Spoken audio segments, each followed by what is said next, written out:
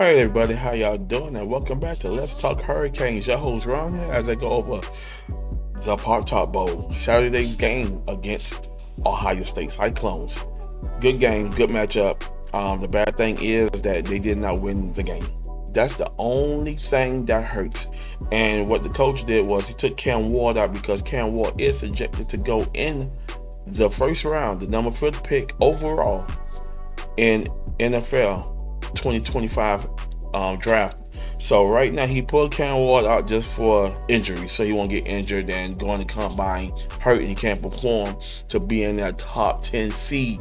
Because anything under top 10, you get poor endorsements or you get none at all. So, and if you still go in the first round, you get a little something. But Cam Ward was pulled out, and then we had to take a look at Emory Williams because Emory Williams will be running the offense in 2025.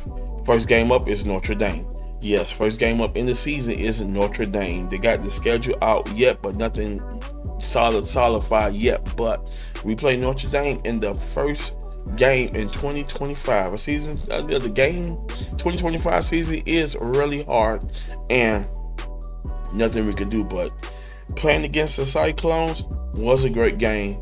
Too bad that we had to drop 10-3 instead of 11-2, but the Ohio State Cyclones advanced to 11-3, which was good for them. But they lost a lot of the key seniors that was eligible for the draft due to injuries, so they got to go ahead and nurse them back up and get them ready for the combine.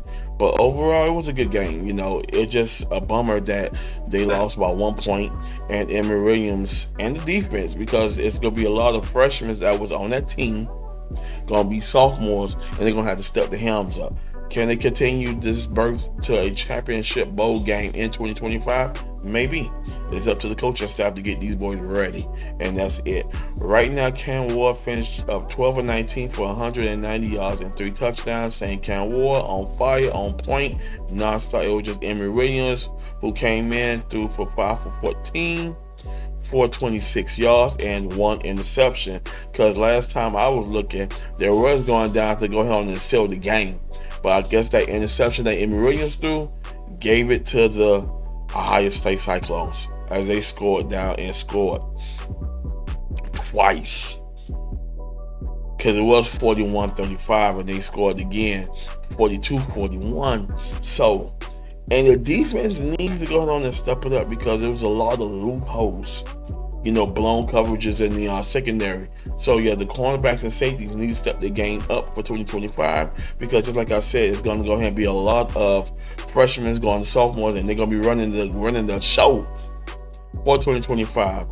And we're going to lose a lot of good players to the draft. So a lot of players didn't play. Elijah Iriel played. He scored 4 receptions for 64 yards and a touchdown. Joshua Trader, a freshman, 3 receptions for 61 yards and a touchdown. And Jacoby George, 2 receptions for 24 yards and a touchdown. So those basically your freshmen that's going to be stepping up. The running game was on point. Damian Martinez had 14 carries for 179 yards and a touchdown. And Mark Fletcher, the big beast, the 2 beast boys. And I think what they're going to do next year is run a double backfield.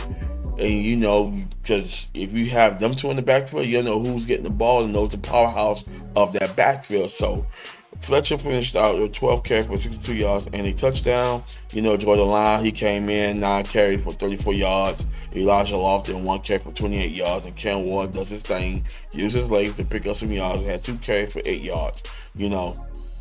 Total carry was 39 carries for 308 yards and 2 touchdowns. And the reception end was 17 for 33 for 216 yards and a touchdown, 3 touchdowns and an interception. But just like I said, it was all focused on the freshman staff to go ahead on and move up and carry the load next year in 2025. And that's what the coach wanted to see. Eventually, he wanted to win the game. But eventually, he had to see what he's working with for next year and what they have to do to better and stay at that top level to compete for a national championship title in 2025-2026. But other than all, the Canes lost 42-41. That was a total of 83 points put up in the game, and you cannot go wrong with that.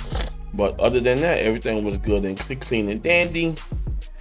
On the game leaders, you know, he had Arbetch had 22 for 36 for 270 yards and 3 touchdowns. Cam Ward 12 for 19, 190 yards, 3 touchdowns. Rushing game, C. Hansen had 16 carries for 82 yards and 2 touchdowns. Damian Martinez 14 carries for 179 yards and a touchdown. Receiving, Jay No 8 receptions for 117 yards and a touchdown. And Elijah Ario, 4 receptions for 64 yards and a touchdown. There was no Restrepo because I guess he was injured or they just pulled him out just to get him ready for the draft because we're going to lose a lot of good key players for the draft in 2025. Yes, they're heading to the NFL, baby. And yes, they'll be on my team for fantasy draft. So it's good to see them boys step up. Team stats, Iowa State has 415 yards to Canes 524 yards. Miami Hurricanes had 3 turnovers to Iowa State 0. First down pretty much even, 24 apiece. Time of possession went towards the Hurricanes with 32 minutes and 19 seconds to Iowa State, 27 minutes and 41 seconds. So yes, the team, it was just all Hurricanes, but the turnover really hurted them. And that will keep Iowa State in it. And that would just went ahead on and march them down to win the game as they spanked the Hurricanes 42-41. And I am happy to go ahead on and say this is the end of the season. 2025 is coming on here. Everything I talked about from beginning to end will be in the playlist. So if you want to watch them, go ahead and click on it, watch it. Good support for me. And I'll see y'all in 2025. Thank y'all for watching. Y'all have a wonderful and blessed new year. And I'll see you when I see you. Peace.